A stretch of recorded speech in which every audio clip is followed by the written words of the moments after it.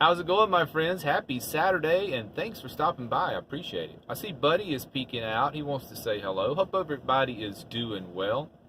So let's jump into it. You think there'll be another stimulus check? So our wonderful Congress decided to go on vacation, right in the middle of everything, and they could have been working this out. They've been on vacation for a month. Now they're back, and if they don't get something worked out in 8 days, guess what? They go on another vacation. How convenient. So I've never gotten political, never will. Not going to take a side, not on this channel. It's not what it's about.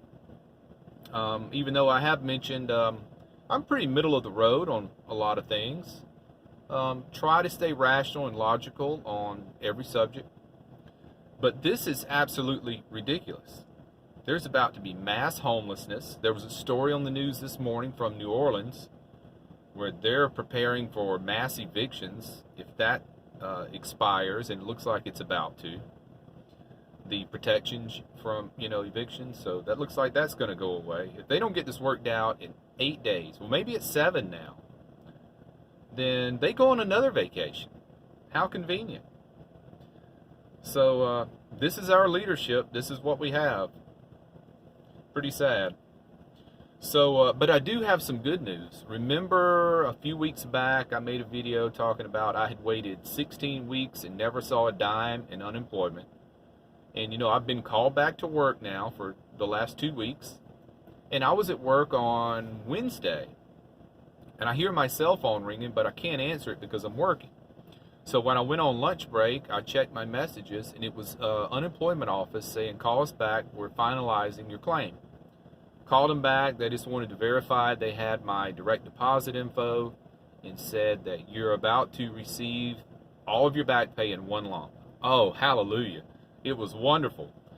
And I was so glad to get that. But can you imagine if I didn't have my savings because I had lived in a van for a year and a half? Well, how would I have eaten? I don't know. But wow, what a load off my shoulders.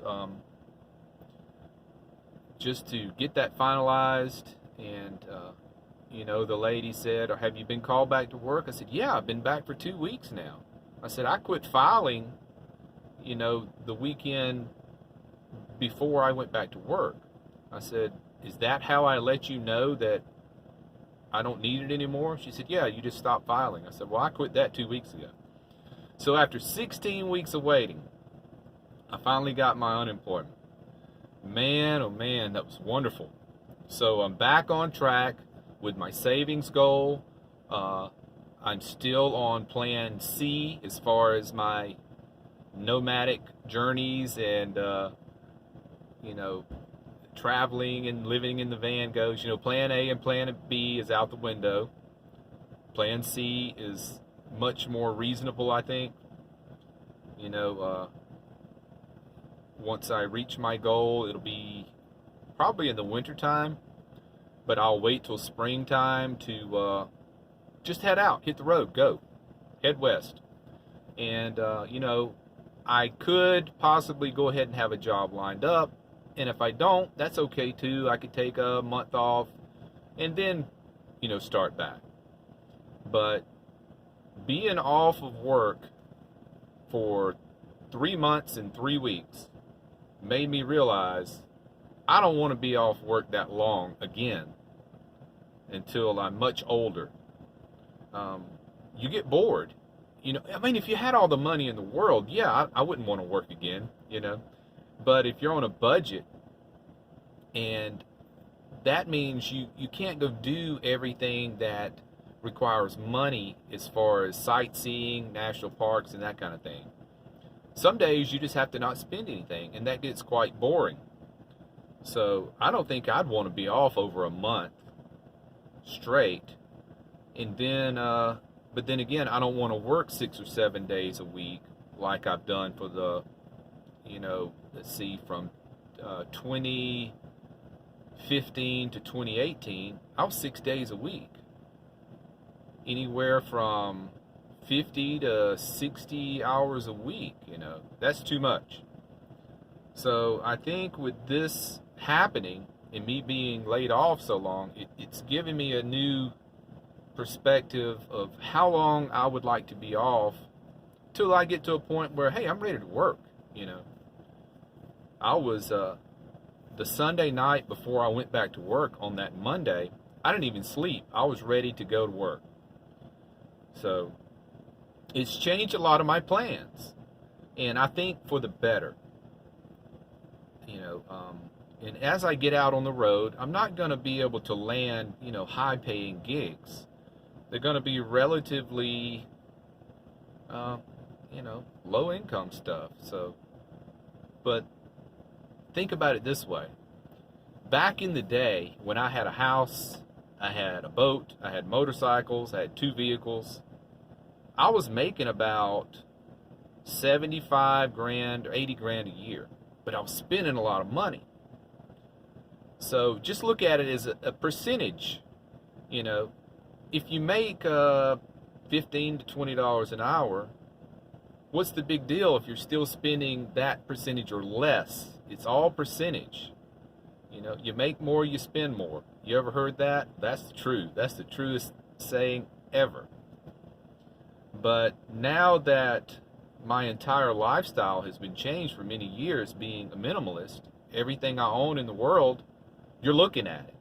Well, there is a cargo rack on the back bumper you can't see that contains some items, but everything I own in the world is on or in this vehicle. And that is the most liberating thing for me personally I've ever done.